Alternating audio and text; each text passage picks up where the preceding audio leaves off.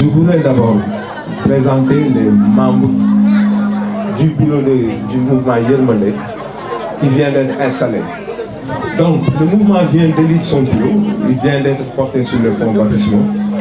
À la tête du mouvement, naturellement, il y a M. Djibril Diagne Yermandé, acclamation générale.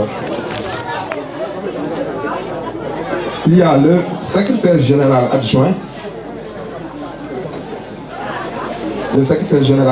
Baye Diong. Il y a pour la trésorière, Ndeye Penda Diop. Vice-président.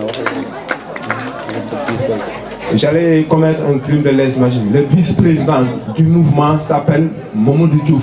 alias Mamadou Khassaï, qui est là à ma droite.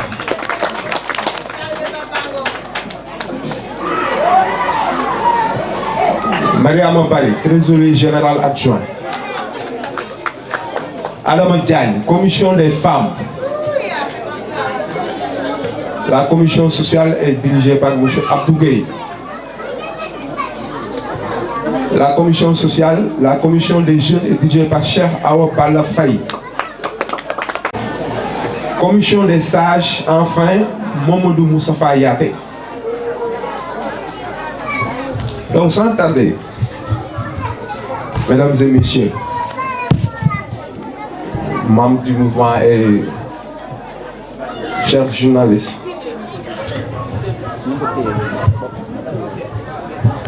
voilà, donc je m'en vais vous déclamer le manifeste du mouvement en français. Réagissant à sa nomination comme Premier ministre, M. Ousmane Sonko déclarait le 2 avril dernier qu'il n'était pas question de laisser son Excellence Bassirou Diomaye Faye assumer seul la lourde responsabilité de président de la République du Sénégal. Ces propos font suite à l'intention clairement exprimée le jour de son investiture de Monsieur le Président de la République lui-même de mobiliser les Sénégalais autour d'un projet national fédérateur et orienté vers un futur serein. En répondant à cette invite solennelle, empreinte d'esprit de solidarité et de générosité dans l'épreuve, des compatriotes venus des 4 coins du Sénégal, ainsi que de la diaspora, se sont sentis interpellés et assigné l'exaltant devoir d'accompagner le nouveau pouvoir issu de l'élection présidentielle du 24 mars 2024 dans sa noble mission de construction d'un Sénégal souverain, juste et prospère dans une Afrique en progrès. Ainsi est né le mouvement Yermandé, une structure sociopolitique qui entend œuvrer à la réalisation des objectifs du projet sur la base d'actions orientées vers les directions suivantes. Constituer une plateforme de défense et de relais des actions positives du gouvernement à l'intention de l'opinion nationale et internationale. Se voulant auxiliaire de la communication gouvernementale, le mouvement s'offrira, le cas échéant, en bouclier au pouvoir public contre la désinformation, les manipulations et autres procès d'intention d'individus de mauvaise foi ou au dessein inavouable. Comme du reste, ces agissements ont commencé à être observés dès le lendemain de la proclamation des résultats, alors même que le nouveau pouvoir ne s'était pas encore installé. À cet effet, le mouvement Yermandé reste ouvert à toute forme de partenariat institutionnel ou relationnel avec l'État ou les autres acteurs, dans le cadre de l'exécution des politiques publiques, en sentinelle du projet, qui est l'affaire de tout un chacun, d'après le Premier ministre. Le mouvement Yermandé se veut également un cadre d'appréciation et d'évaluation critique de son processus de réalisation, ainsi qu'une force de proposition, allant notamment dans le sens de l'innovation, du rappel des objectifs assignés, de correction ou de réajustement des actions ou priorités, et ce en conformité avec le message déposé au fond des urnes par les Sénégalais le 24 mars 2024. Fait sienne la maxime prophétique selon laquelle il faut aider le déviant en attirant son attention sur sa déviance. Quant au volet social de Yermandé, il s'articule autour de la solidarité et de l'entraide entre ses membres, ainsi qu'en direction des couches sociales les plus défavorisées.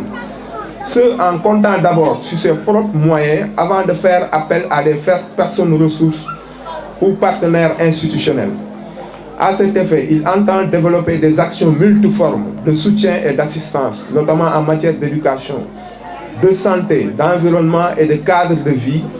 au bénéfice de l'individu et de la collectivité. Yermandé se veut également l'interprète des citoyens auprès de l'autorité compétente pour la résolution de leurs complaintes, ainsi que le respect de leurs droits et libertés. Sous ce rapport, il est utile d'évoquer en guise d'illustration les motifs de satisfaction que nous ont valu la construction de puits dans les localités de Fimela, Yaem et Kër Samba, au bénéfice des populations ayant des difficultés d'accès à l'eau, sans compter le plaidoyer pour le recrutement des diplômés handicapés dans la fonction publique. Autant d'initiatives salvatrices du président du mouvement Djibril Diagne, connu sous le nom de Diagne Solutions, dont le cri de cœur joint à l'alerte donnée en son temps par l'ONG ADA, Action pour le développement humain, Action pour le développement humain et l'amitié, Action pour les droits humains et l'amitié,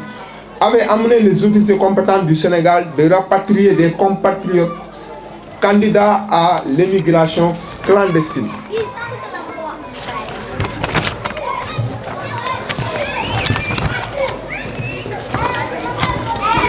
Toutes ces actions d'ordre humanitaire continueront naturellement d'être menées dans le futur au fur et à mesure du déroulement de l'agenda 2050 du nouveau pouvoir qui a été récemment décliné par M. le Premier ministre Ousmane Sonko. Je vous remercie de votre attention. di nuyu sénégalais yi ñuy seetaan yëpp ci réew mi ak diaspora di leen sant di leen gërëm surtout la presse parce que tey fu nit yegg rek yéen a ko fa yeggal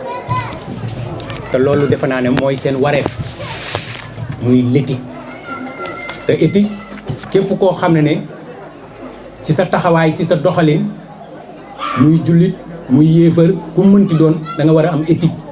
mooy ngëm-ngëm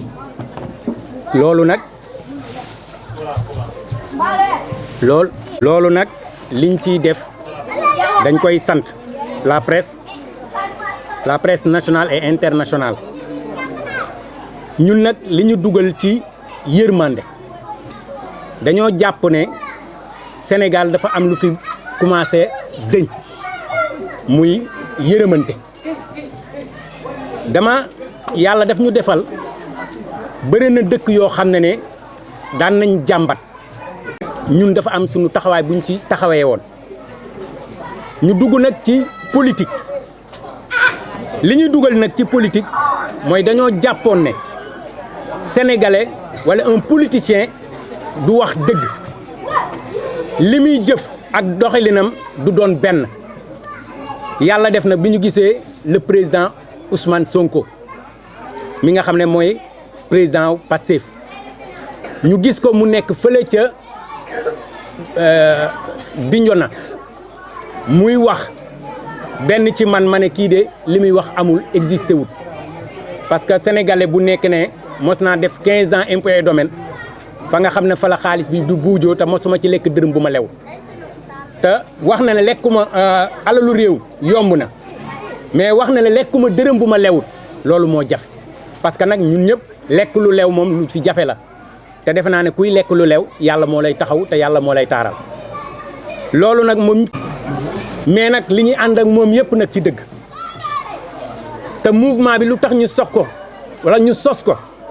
pour lépp loo xam ne da koy dooleel mais ci yar ak teggin te tamit wax dara ëllëg ñu taxaw ne lii waxoo ko fi woon wala lii dugg nañ ci politique te je défie tout le monde kenn du ma vaar lépp lu may wax éthique laa koy waxee lu ma ciy am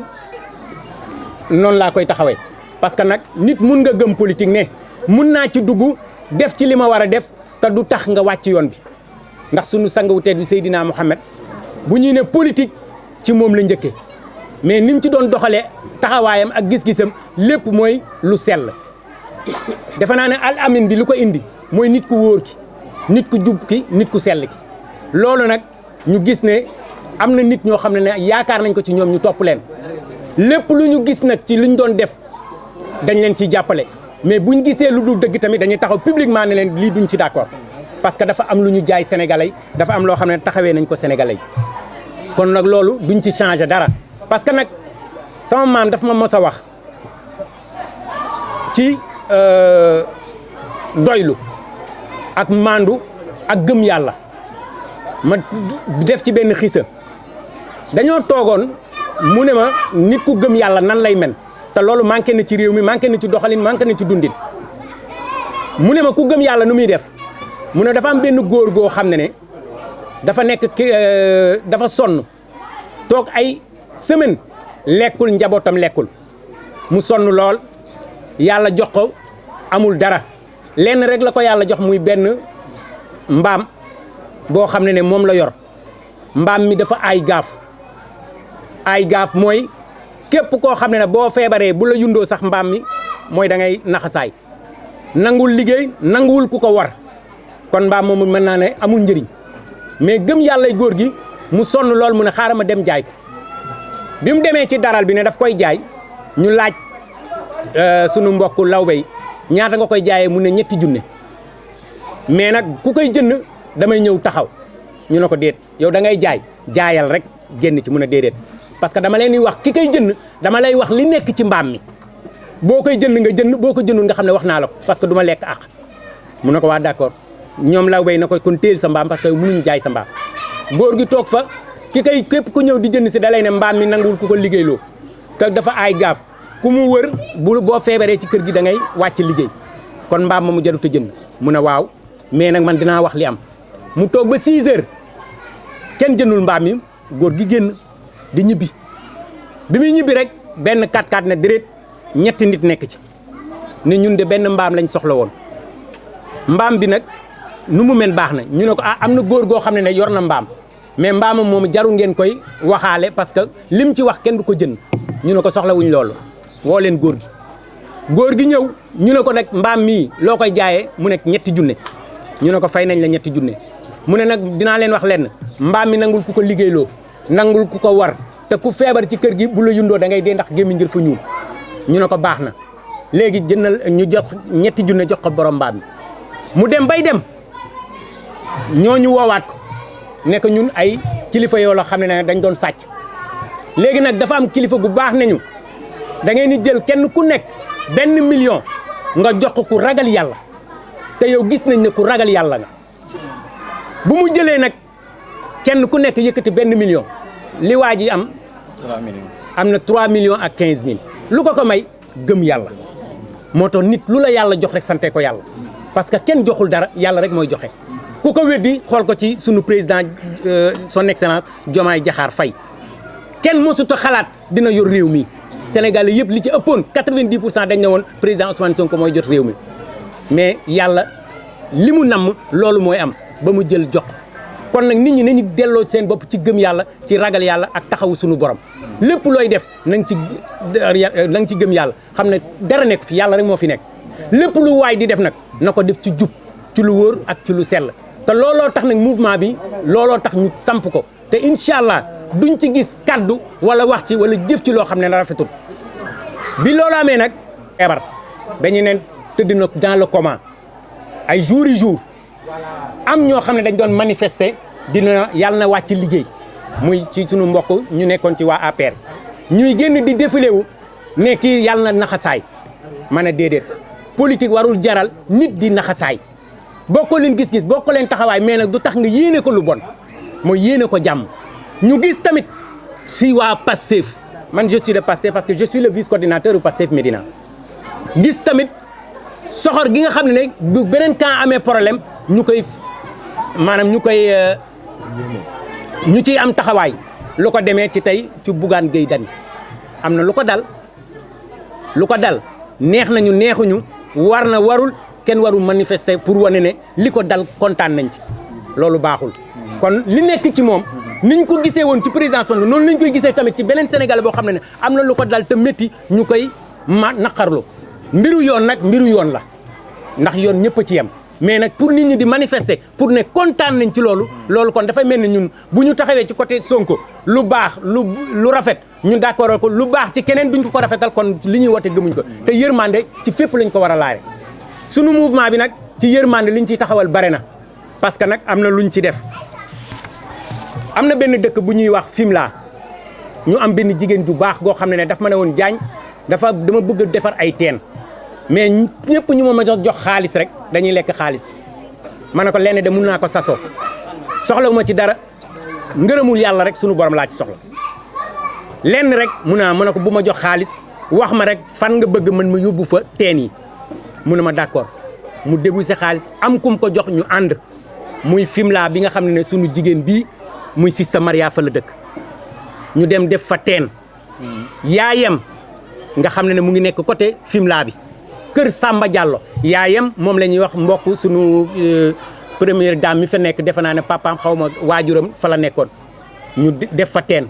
kër Samba Diallo tamit yàlla def gannaaw yàlla ci mouvement yërmande ñu defar fa teen maye ko gratuitement kon suñu taxawaay ci yërmande loolu lu leer la te vérifiable te ku bëgg mun nañ ànd ba ci foofu ñu won leen teen yaa ngi nii te defe naa ne vidéo yi lépp mun nañ leen ko jox ci te loolu lu ci ko waral parce que bëgguñ gis ku am jafe-jafe sama problème yëpp mooy nit ku am jafe-jafe bëgguma ko surtout nag ku feebar parce que nag feebar mooy noonu borom leneen yëpp nit mun na ko muñ mais feebar moom ku ci dugg moom wax dëgg yàlla dafay nekk lu métti kon loolu jot nañ ko def. ñi dekkoon tamit ci désert bi muy désertu Algérie bi daaw defe naa ministre des affaires étrangères Aminata ministre des affaires étrangères bi fi jóge Aminata Aïssata Tall Sall voilà Aïssata Tall Sall ñu defoon ci benn communiqué parce que dafa wam waa aada organisation bii ni des droits humains ñooñu woowoon ne dañoo bëggoon koo xam ne dina yuuxu te comme day def ci activiste te comme dama koy def ku am problème dama lay jooytu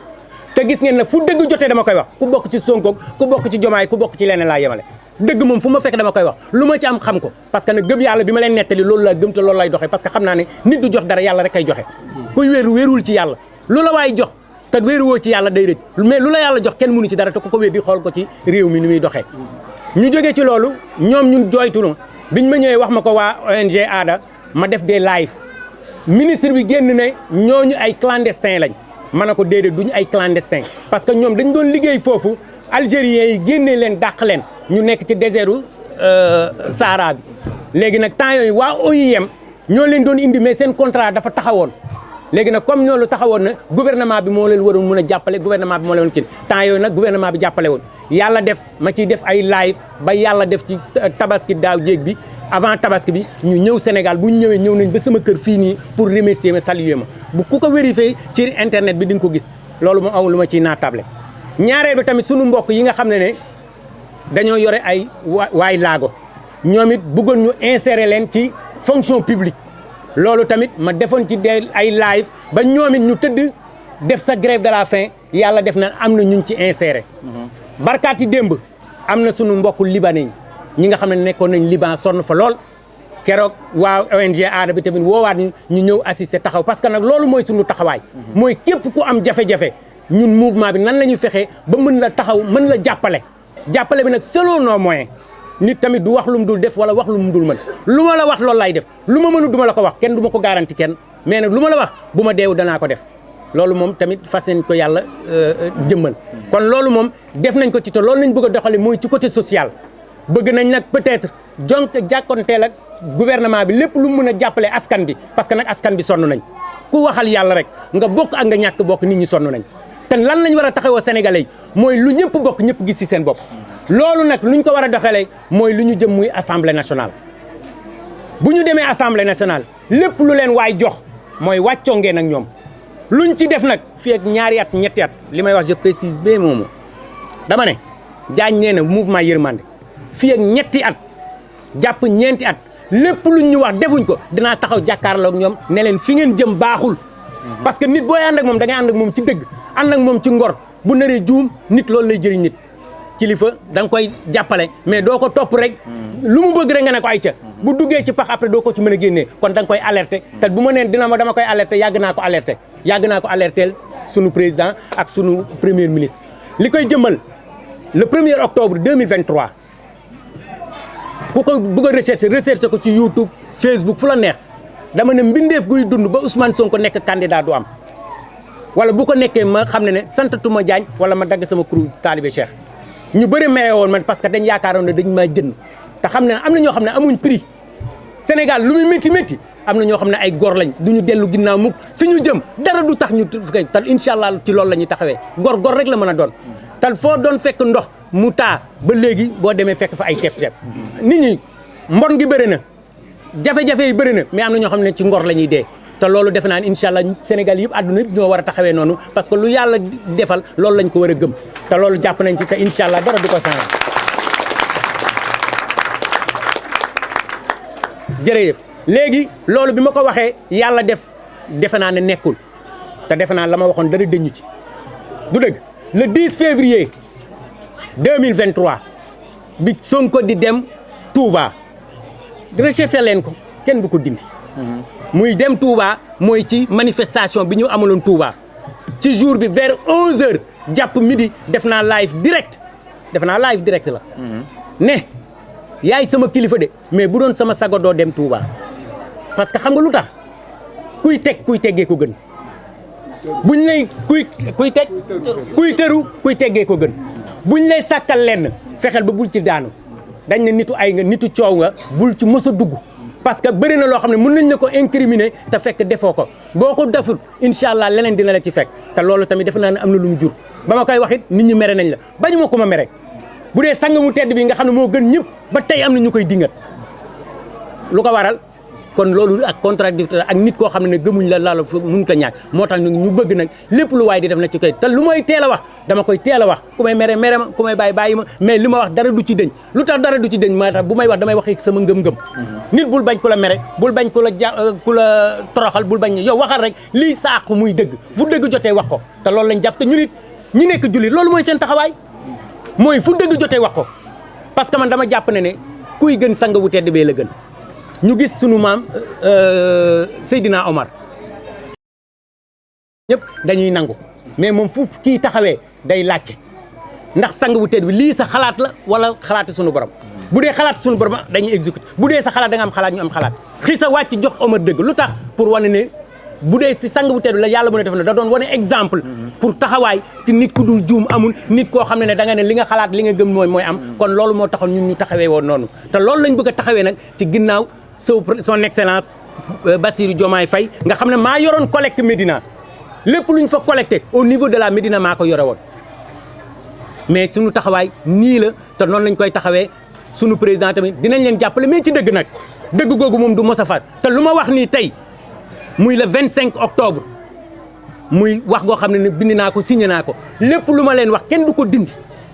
te lu ma wax incha allah loolam maanaam booy wax waxal li nga gëm nga xam ne lu la ci fekk nga xam ne loolu nga gëmoon waxuma ne du ma juum parce que nit ku parfait amul loolu du ma ko wax mais nag fu wax jotee ak dëgg jotee waxal nga xam ne nag waxoon nga magu waxoon naa ko moo nga gën man ko xamoon naa ko kon loolu moo tax ñu ne noonu la ñuy taxawee ci ñoom ñaanal leen yàlla ñu am majorité à l'Assemblée sénégalais yi wàccoog ñoom nag bu ñu xasee ba wàcceeg ñoom nag ñoom ñoo ciy des nag ñoom ñoo war a fexe ba santé dox éducation dox dund gi wàññeeku location bi wàññeeku courant yeeg ndox meeg location bi ñëpp nga xam ne ñëpp a sonn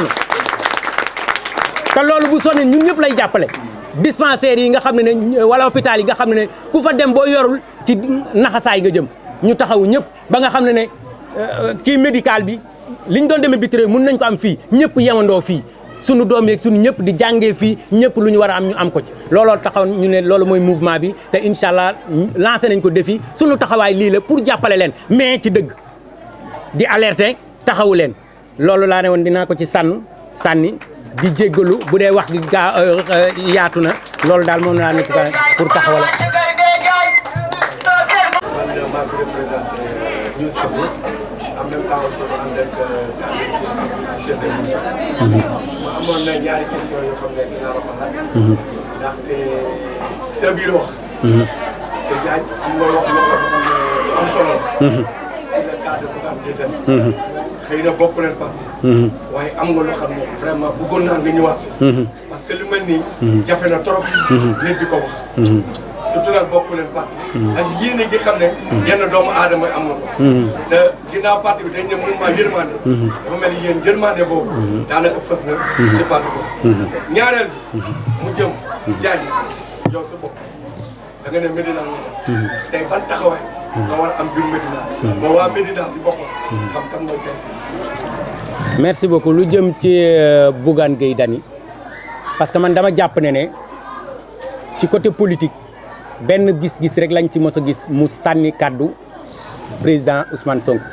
mooy bi ñu demee ci côté ndox bi inondation bi fi amoon mu demoon ne moom de am na ñu fi ñëw indiwuñ dara moom ñëw na am na lu mu indi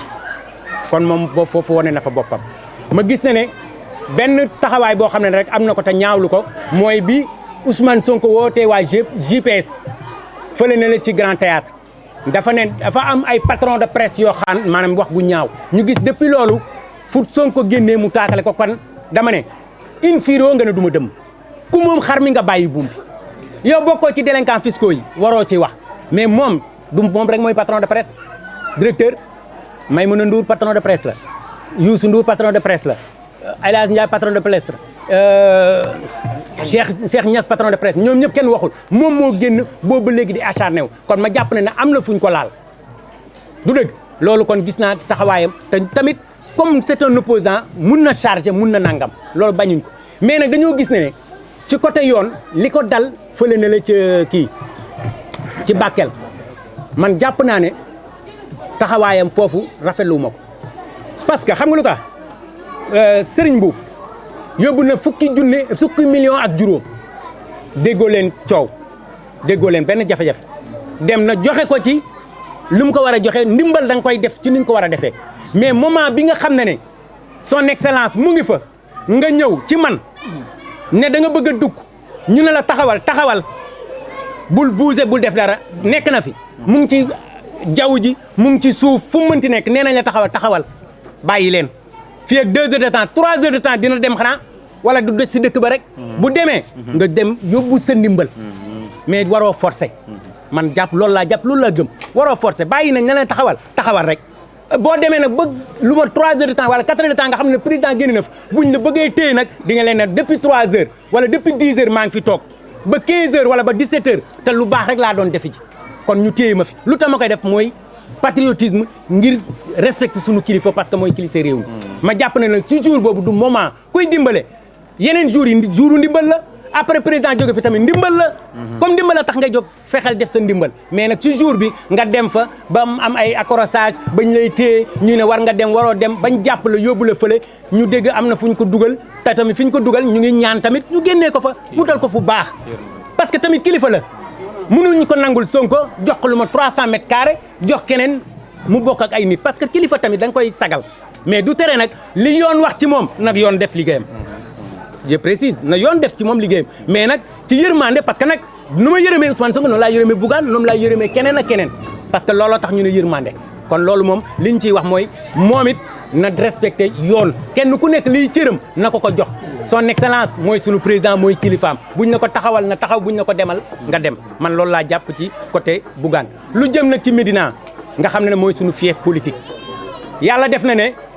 ñun Bennam Diagne moo fa déposé woon sunu chargé de la communication bu Pastef mu ngi nii ci kon moom it Bennam Diagne moo fa déposé woon amul góor amul jigéen beneen candidat buñ fa amoon muy maire Aïda nga xam ne ci magu Pastef fa la jaaree mais ci commune Médina Bennam Diagne moo déposé peut-être jëluñ ko biñ ko jëlul waa mouvement bi yëpp amoon nañ inquiétude pourquoi Diagne jëluñ ko Médina pourquoi nangam ma jàpp ne lu yàlla def looloo gën ci nit peut-être buñ la joxoon sax nga bañ ko fekkee tey mënoon naa ko bañ a fekkee ñu dugal la nga naxasaay kon boo ko fekkeewul est-ce que di nga amalati njëriñ mouvement bi kon ñu bàyyi la te jox mouvement bi nga am yeneen xéewal moo ma gënal parce que jàpp naa ne li war a ñëw ci Diagne mbindeef mënuñ ci dara parce que ñoom mbindeef bi leen jox kenn ki leen jox kenn la muy subhanahu wa taala moo ñu yor moo yor ñëpp lu waay am moo la ko jox lu waay xañ moo la ko xañ moo tax man côté boobu amuñ ci fa mais nag dinañ taxawu waa Médina ba fu seen bët xonkee ñu taxawu leen te loolu li koy gën a dëggal wala li koy gën a jëmmal muy ci élection yi ñu jëm ku laal Jomaay ñu laal la ci Médina Diagne ko wax Bamba Fall Diagne nee na ñu ngi ñëw ku leen laal ñu laal la maa ko wax ku mënti doon nag ku nekk Médina mën nga ñu ëpp alal nag mën nga ñu ëpp vision lu mënti doon mais éthique ak ngëm-ngëm ak fulla ak fayda ak ñeme duñ ko daw kenn nag ku mën nag nga rey ñu.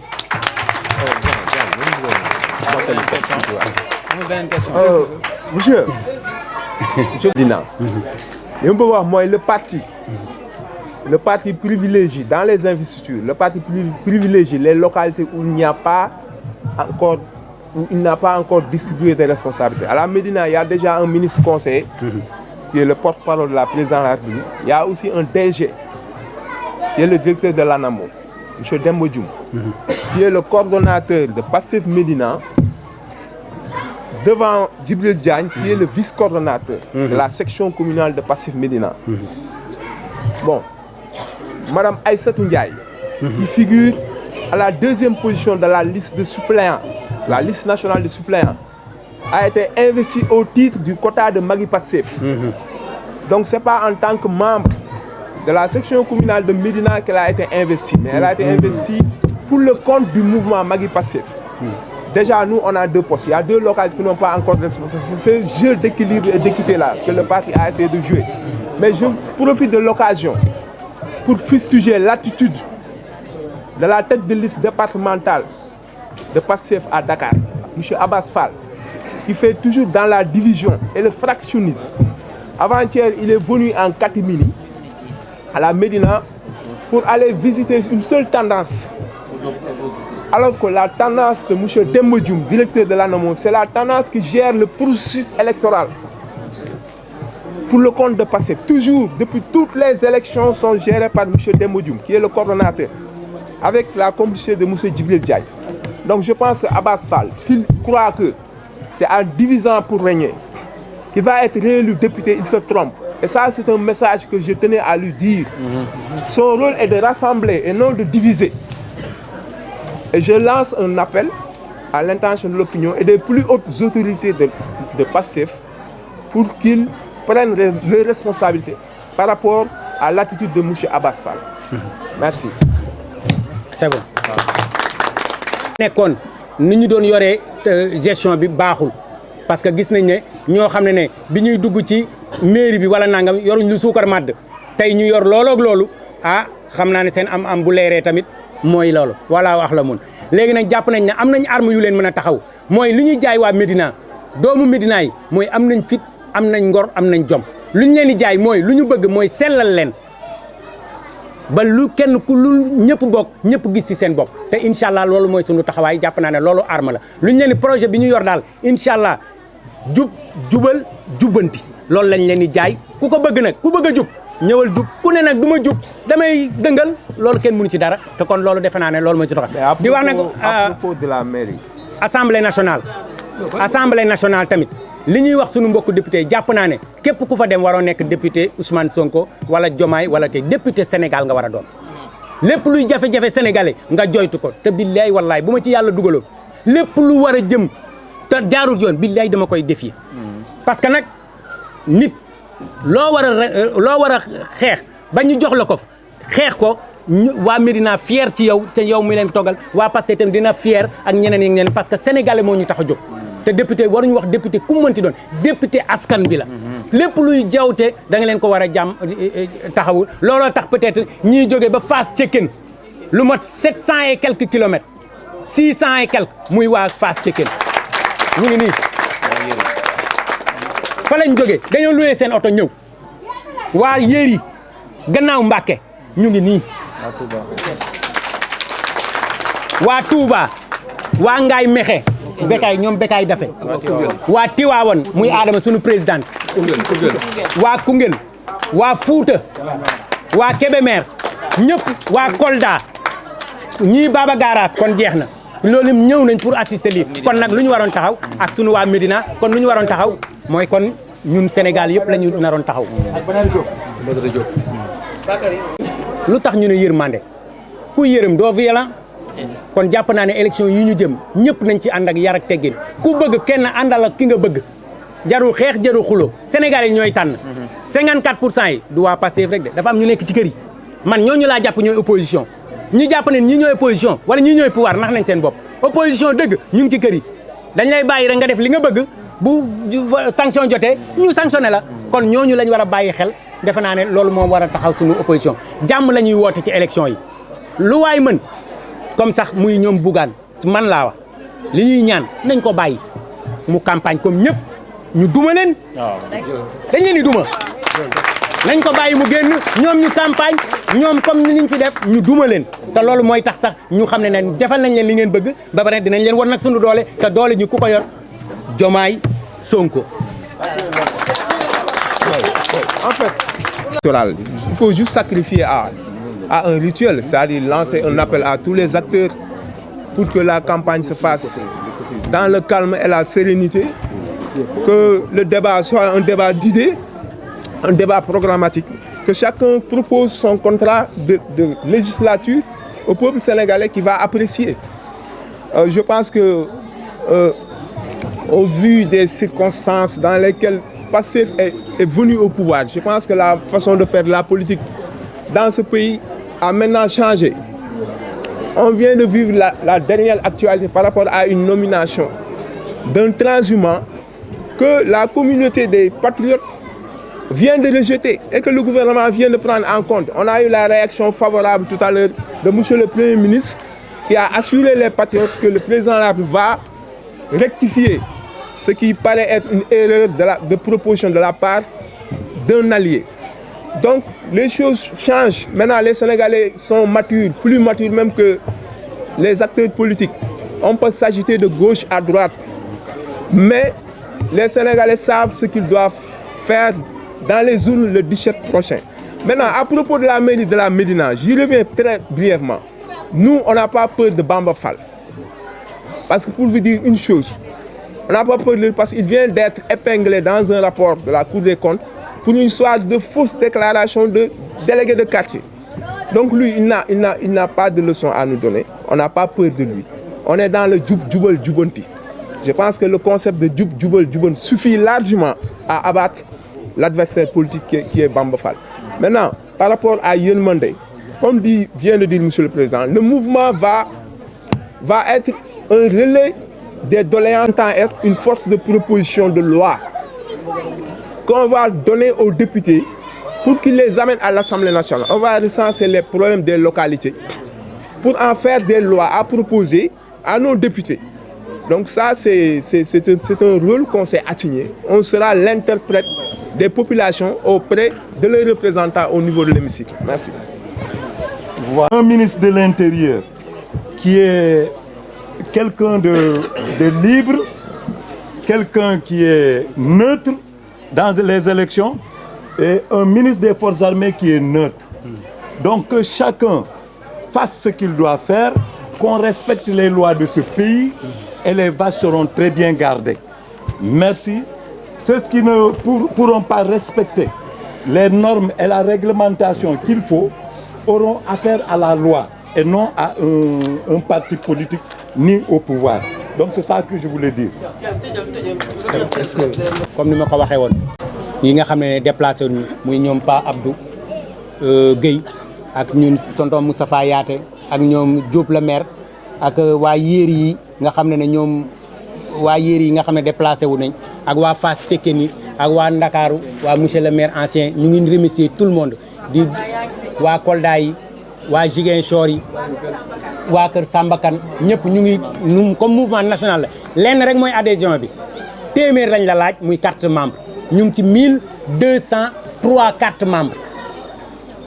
loolu lañ am ci national bi ak international bi pour mouvement bi kon mouvement national la ba pare tamit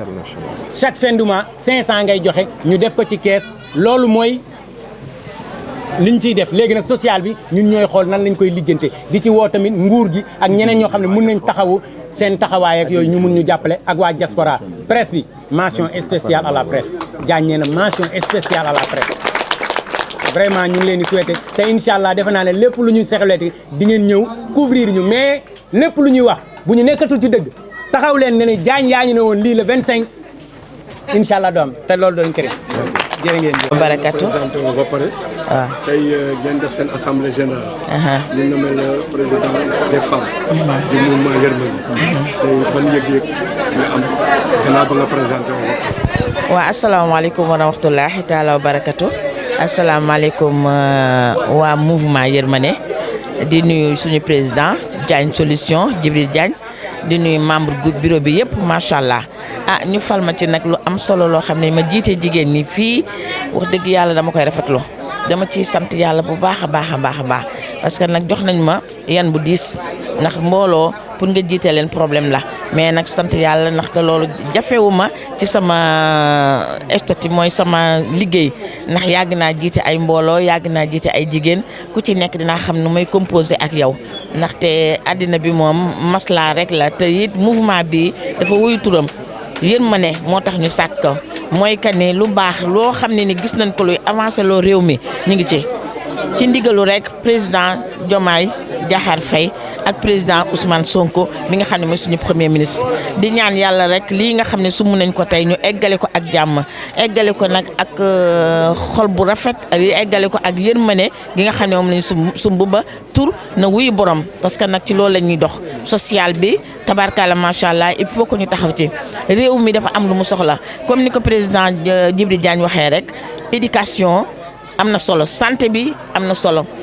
location bi nañ ñu ko wàññil ndax nit ñi nekk Dakar sonn nañ trop ci location yi kon ne yii mu lim am na solo lool ci réew mi loolu bu doxee rek ak transport bi ñu jublu ci bu baax a baax a baax ba train yi nga xam daan dem ci dëkk ak dëkk réew dëkk ak dëkk ak réew ba ci suñu mbokk yi ñu wër dina ci baax lool kon nag ñu ngi lancé loo xam ne nii lu am solo la ci réew mi parce que réew mi dafa soxla yërmande li ëmb mouvement bi mooy yërmande ñu ngi tudd mouvement yërmande kon nag yërmande boobu yàlla nañ ci yàlla jàppale ñun ñëpp ba ku ci nekk li nga ciy liggéey yàlla dimbali la ba nga taxawu say nawle taxawu say mën a fàtte sa bopp parce que nag ànd loolu la Ousmane Sonko dafa fàtte boppam taxaw Diomaye teg ko ci wetam ba def ko président de la République fonction gën a rëy loolu de président de la République fonction gën koo rëy mais nit ku ko xañ sa bopp dem jox ko nit xam nga ne kooku mooy gor kon nag noonu mu goree rek waaye ñun nañu fexe ba roy ci moom parce que nag référence la de référence la ku jara roy la parce que lii muy def nii ci Sénégal nit ñi gis nañ ko ndax nee na ñu jubal jubbanti ak taxawu ak it nekk nit koo xam ne social def lu baax loolu ñu la ñuy liggéey loolu mooy Pastef daal ca kanam macha allah jërëjëf. présenté wu. waaw tey ñu ñëwoon seen assemblée générale mouvement Yërmande. ñu bëggoon xam ne tamit say impression. ak bureau bi xam ne moom la ñu teg tamit si biir am. ok maa ngi leen di nuyu. sant di leen jaajëfal ci taxaw bi ngeen ñu taxaw tey jii la presse suñu xol dafa sedd guy ñu ngi leen di ñaanal yàlla dafa leen jàmm. bon man nommé liñ ma fal mooy relation extérieure lépp loo xam ni bitim réew la dañu ko teg sama loxo ci mouvement Yërmande te mouvement Yërmande nag sunu président Diagne Solution moo xool ba mu doy ko ñëpp daal di koy voté ne Abdou Gueye yow yaa yore relation extérieure man nangu ko it lépp ci biir Yërmande ni mu ko waxee ak ci biir Médina pour jàppale sunu président Diakhar Faye ak sunu premier ministre Ousmane Sonko. loolu moo tax ma jël fonction boobu ñu ma jox ma di leen ci sant di leen ci gërëm di ñaan yàlla rek yàlla taxawuñu jàppale ñu lu ñu bëgg ci mouvement Yërmande bii ak ni ko yàlla ak niñ ko tuddee mu am yërmande am suñu biir loolu la ñuy ñaan yàlla defal ñu ci tawféex loolu daal lay am lu mu ci wax. kon jërëjëf ñoo ngi lay sant. woote assemblée générale. assemblée générale bi nag ñëpp wuy si. te yéen ngeen jógee fu sori. di ñu bëggoon rek ngeen am tey si seen assemblée générale bi xam ne moom la mouvement Yërmande. waaw asalaamaaleykum wa rahmatullah ñu ngi sant ñëpp man la Modou Diouf xasida dëkk Touba bàyyi ko Touba di vice président di mouvement Yërmande ñu ngi sant ñëpp nag mouvement bi mouvement national la waaye tey ñëpp wuyu si nañu ndax fépp foo xam ne rek am nañ fa ay membres ci Sénégal ci commune yi ak département yëpp ñoom ñëpp teew nañ am na it ñoo xam ne teewuñu waaye ñi ëpp ci région yi ak département yi teew nañ sunu xol sedd na lool mouvement bi nag li ko tax a jóg mooy jàppale président Diomaye ak président Ousmane Sonko ci projet bi gunge leen ci ay taxawaay yu bare di mouvement Yërmande mu ànd ak social ak dimbalanteeg jàppalante di ci tàllal loxo nag Sénégalais yëpp di wax président de la République Bassirou Diomaye ñu ngi ci ginnaawam di leen gunge di leen jàppale di leen tàllal loxo di leen wax nag ñu jàpp ci mouvement bi ndax mouvement bi ñi ci nekk ñëpp ay patriote lan yàggat nekk seen ginnaaw yàgg leen a jàppale ba dara dul dara waaw loolu daal laa ne woon naa ko jotal rek waaw. jërëjëf ñoo ngi lay sant di la gërëm.